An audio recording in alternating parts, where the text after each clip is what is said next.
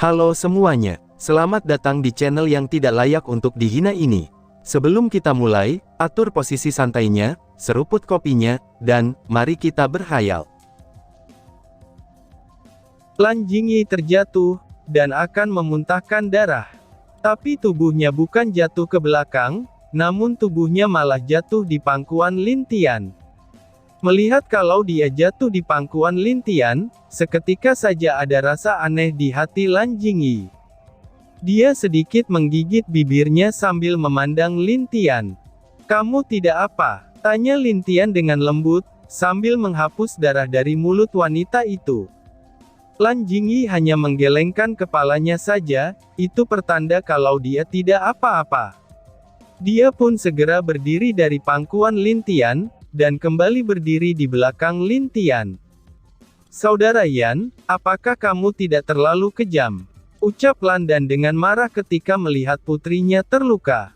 "Maafkan aku, tapi putrimu tadi yang mulai menyerang putriku duluan," ucap kepala keluarga Yan dengan santai. "Oh, kepala keluarga Yan, kamu jangan terlalu angkuh," ucap kepala keluarga Gu, yang mana dia juga adalah paman dari Lan Jingyi. Tentu saja melihat keponakan cantiknya terluka, kepala keluarga Gu menjadi marah. Meskipun dia tidak menyukai Lin Tian, tapi bukan berarti dia membenci keluarga Lan dan juga keponakannya. Sedangkan dari tadi pemuda yang bersamanya itu, yang bernama Guza, dia hanya diam dan tidak berbicara sedikit pun. Guza bisa dibilang lebih cerdas dari generasi muda yang ikut ke sini. "Pemuda ini bukan orang biasa," ucap Guza dengan wajah agak masam. Entah kenapa, dia merasa nasib dari kepala keluarga Yan akan menyedihkan kali ini. Seharusnya, mungkin kepala keluarga Yan tidak melakukan hal itu. "Oh, apakah ini kepala keluarga Gu? Kenapa kamu marah begitu? Apakah kamu marah karena gadis itu adalah keponakanmu?" ucap kepala keluarga Yan dengan wajah tenang dan senyum provokasi. Kepala keluarga Gu hanya diam, dan memandang kepala keluarga Yan dengan tatapan tajam. Auranya yang akan keluar, tapi tiba-tiba saja suara tepuk tangan telah mengejutkan mereka semua. "Prok prok prok, bisakah kalian tenang?" ucap Lin Tian dengan wajah muram.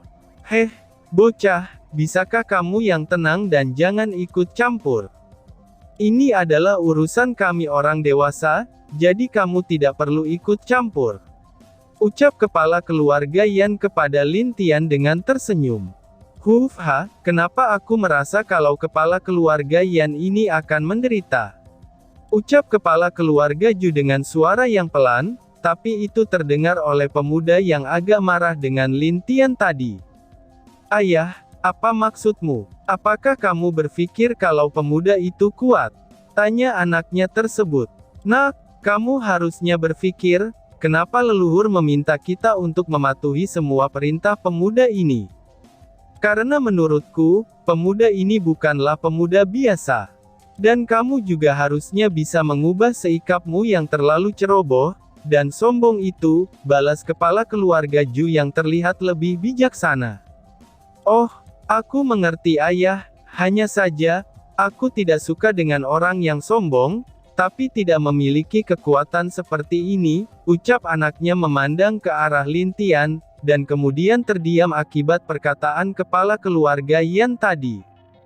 "Kamu lihat saja nanti. Yang jelas, mari kita lihat apa yang akan dilakukan pemuda ini," ucap kepala keluarga Ju. Pemuda itu mengangguk, dan juga ikut diam bersama dengan wanita di sebelah ayahnya itu. Yang mana dia adalah adik perempuannya sendiri, tapi jelas saja adiknya ini tidak menerima perkataan ayahnya itu dengan baik.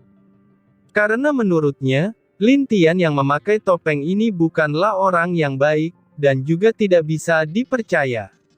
Apalagi setelah melihat Lan Jingyi terluka, tapi pemuda ini tidak bergerak sedikit pun untuk membalasnya. "Cih, pria ini hanyalah sampah," ucap adiknya itu. Tapi meskipun kepala keluarga mendengar perkataan anak perempuannya itu, dia hanya dapat menggelengkan kepalanya saja. "Oh, Jadi kamu berpikir aku tidak berhak ikut campur? Ucap Lin Tian dengan tatapan sinis kepada kepala keluarga Yan. Hahaha, wah wah wah, kamu berani sekali menatap ayahku begitu. Apakah kamu tidak ingin hidup lagi? Ucap pemuda yang bersama kepala keluarga Yan itu dengan tatapan mengejek. Awalnya aku berpikir kalian sudah mulai menyadari sesuatu, makanya leluhur kalian meminta kalian untuk datang ke sini.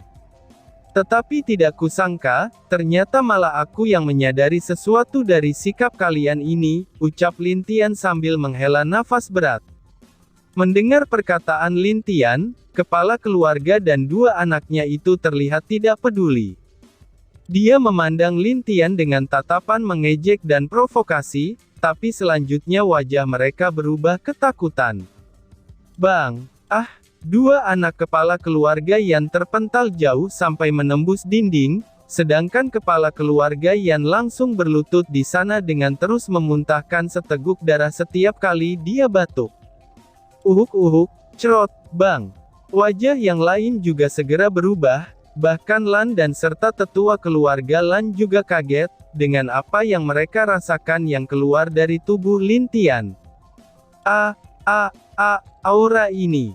Tekanan ini. Bagaimana mungkin? Ucap kepala keluarga Gu dengan tatapan tidak percaya.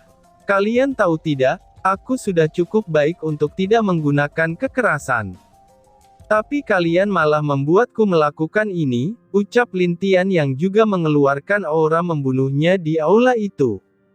Tekanan Lin Tian ini membuat Lan Jingyi merasa tercekik, dan hampir pingsan karena tidak tahan. Bahkan wanita muda yang bersama keluarga Ju, dia juga gemetar ketakutan ketika memandang Lin Tian yang menggunakan topeng itu. Kamu, ucap wanita itu. Bang! Kepala keluarga Yan bahkan sudah tidak berlutut lagi, dan malahan dia sudah tidak kuat untuk bangun lagi, itu karena tekanan yang sengaja diarahkan ke arahnya oleh Lin Tian. Sekarang kalian bisa diam, dan mulai berbicara baik denganku. Dan untuk ketiga leluhurmu, katakan kepada mereka untuk menghadapku setelah kalian kembali. Apakah kalian mengerti? Ucap Lin Tian dengan nada marah. Kami mengerti, balas ketiga kepala keluarga dengan suara lemah. Lin Tian segera mengangguk, dan semua tekanan yang tadi dikeluarkannya telah menghilang dari aula tersebut. Tetapi wajah semua orang di sana sudah berkeringat dingin, meskipun tekanan itu telah menghilang. Sayang, pemuda ini memang luar biasa, ucap Gulia kepada Lan Dan. Lan Dan mengangguk setuju. Dia mungkin awalnya berpikiran, kalau Lin Tian hanyalah orang yang menggunakan sesuatu kepada leluhurnya untuk bisa menundukkannya. Tapi sekarang, itu sudah jelas kalau kekuatan Lin Tian jugalah yang membuat leluhur mereka tunduk. Lin Tian mengangguk, lalu melihat kepala keluarga Yan beserta dua anaknya yang duduk dengan susah payah, dan kemudian wajah kedua anaknya itu juga terlihat ketakutan, bahkan sampai mereka tidak berani memandang Lin Tian lagi. Telanlah ini. Dan kalian akan sembuh, ucap Lin Tian sambil melemparkan 3 pil tingkat dewa ke arah mereka bertiga. Terima kasih Tuan, ucap kepala keluarga Yan itu dengan hormat. Lin Tian mengangguk, lalu pembicaraan tentang pertemuan 5 keluarga di istana 4 hari lagi pun segera dibahas.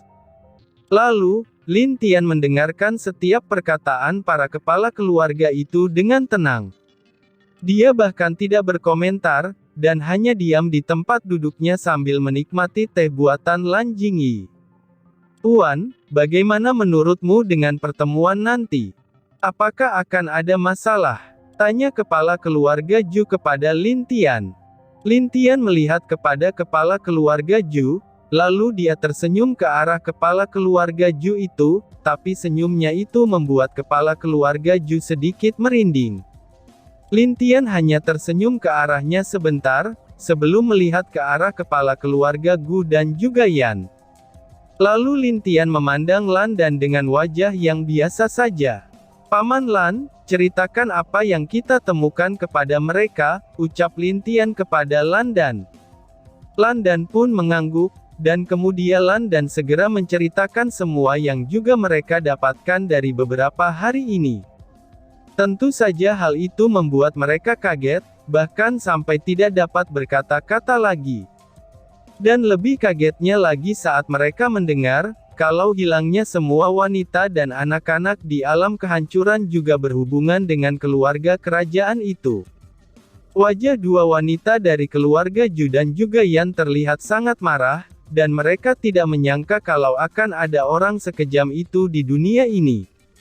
Sungguh binatang yang keji. Tidak, mereka bukan binatang lagi, tapi mereka lebih kejam dari binatang, ucap kepala keluarga Yan yang benar-benar sangat marah.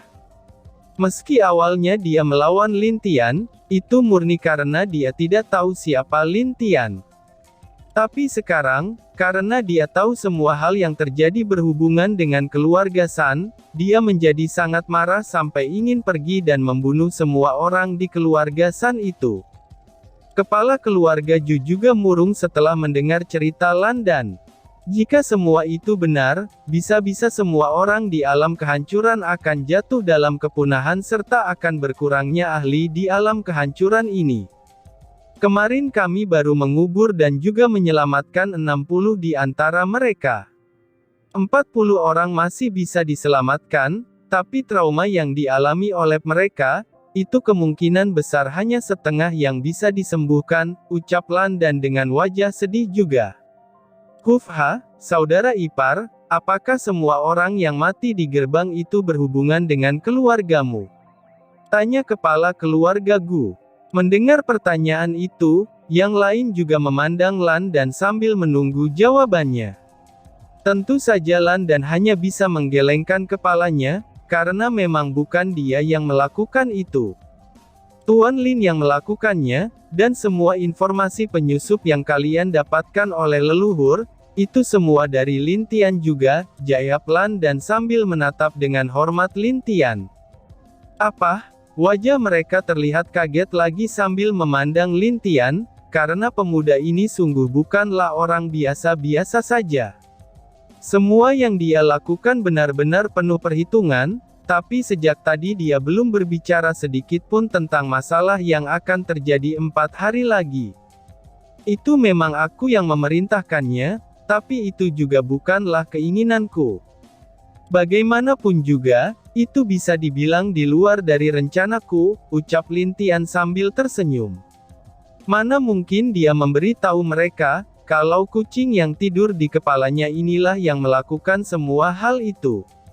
Kecuali mereka sudah tahu kalau kucing ini adalah kaisar harimau, maka barulah mereka akan percaya.